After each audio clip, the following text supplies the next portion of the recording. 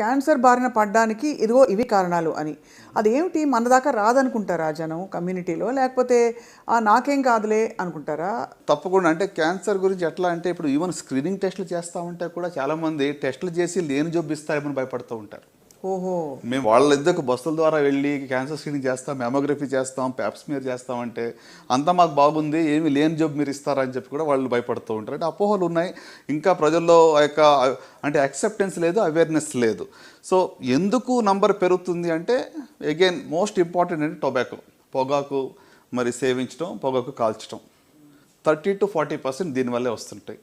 కొన్ని ఇన్ఫెక్షన్స్ మీకు HPV virus అని ఉంటుంది, హ్యూమన్ ప్యాపిలోమా. మన అందరికీ తెలుసు ఇట్స్ వన్ ప్రివెంటబుల్ క్యాన్సర్. మన జీవితకాలంలో ఈ క్యాన్సర్ లేకుండా చూడొచ్చు.